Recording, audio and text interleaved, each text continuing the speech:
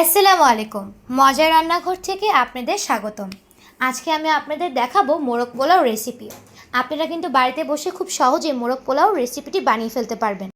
এখানে আমাদের যা যা উপকরণ লাগছে তা আমি আপনাদের দেখিয়ে নিচ্ছি। এখানে আমি নিয়েছি 1 কাপ পেঁয়াজ কুচি, 10 থেকে 12টা কাঁচামরিচ, তারপর নিয়েছি 2 টেবিল চামচ পোস্তদানা, 3টা টমেটো, তারপর নিয়েছি 10 থেকে 12টা কাঠবাদাম, 2 চামচ ধনে গুঁড়ো, 1 কাপ টক দই এবং আদা রসুন ও 4-5টা শুকনো মরিচ। তারপর এখানে আমি নিয়ে নিয়েছি 1 কেজি মুরগির মাংস, নিয়ে নিয়েছি 1 কেজি পোলাও চাল, তারপর নিয়ে নিলাম রেগুলার রান্নার তেল। এখন দিয়ে দিব পেঁয়াজ কুচি।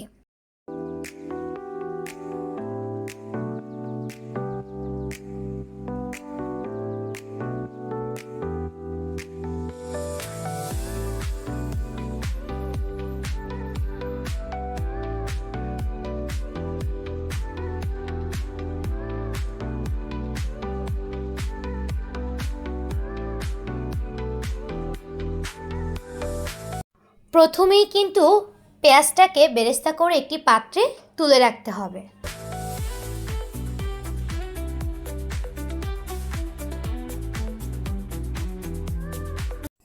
তারপর আমি এখানে দিয়ে দিলাম 4টা শুকনো মরিচ, আদা রসুন এখানে আমি আস্তাটা ব্যবহার করেছি। তারপর দিয়ে দিলাম কাঠবাদাম, দিয়ে দিলাম টমেটো,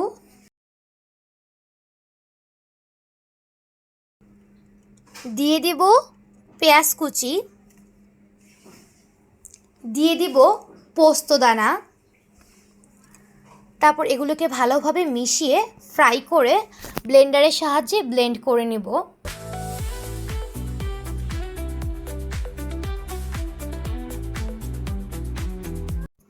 এখন আমি মুরগির মাংসটাকে মরিচ গুঁড়ো ও লবণ দিয়ে ভালোভাবে মাখিয়ে হালকা করে ফ্রাই করে নেব।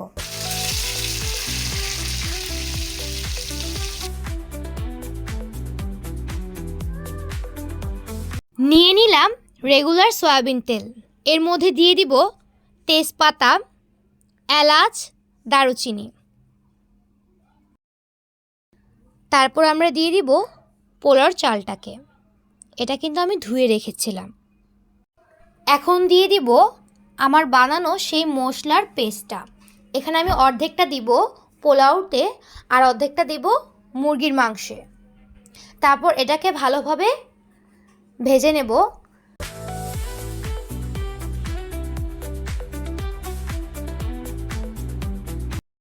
এখন দিয়ে দিব 3 কাপ পানি,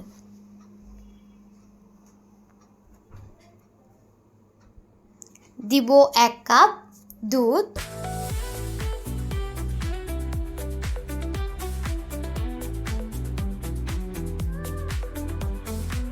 দিয়ে দিলাম 4-5টা কাঁচামরিচ, দিয়ে দিব স্বাদ মতো লবণ।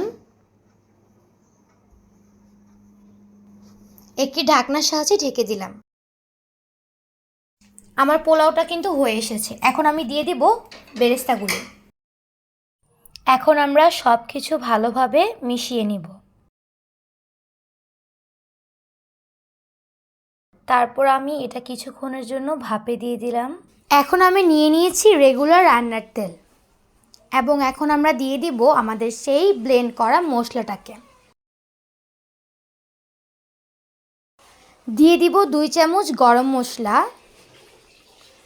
স্বাদ মতো লবণ,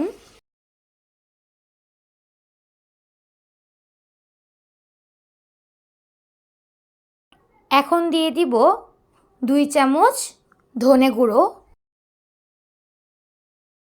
তারপর এগুলোকে ভালোভাবে মিশিয়ে কিছুক্ষণের জন্য মশলাটাকে কষিয়ে নিব। মশলাটা কষানোর পর আমি এতে ফ্রাই করা মুরগিগুলো দিয়ে দিব। তারপর মুরগিগুলোকে মশলার সাথে খুব ভালোভাবে মিশিয়ে নিব। তারপর এতে দিয়ে দিব 4-5টা কাঁচামরিচ, তারপর ঢাকনা দিয়ে কিছুক্ষণের জন্য ঢেকে দেব। এই যে দেখুন কত সুন্দর একটা কালার চলে আসছে এবং মাংসটাও কিন্তু দেখতে খুব সুন্দর লাগছে। তারপর আমি আমার দমে রাখা পোলাওটার মধ্যে মাংসগুলো একে একে সুন্দর করে দিয়ে দেব। এখন আমি সব কিছু কিছুক্ষণের জন্য দমে দিয়ে রাখবো।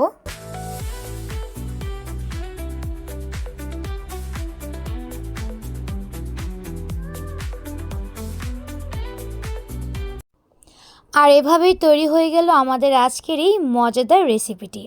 এটা খেতে কিন্তু একদম বাইরের মোরগ পোলাওর মতো হয়েছে, খুবই মজা। আপনারা বাসায় অবশ্যই রান্না করে খেয়ে দেখবেন।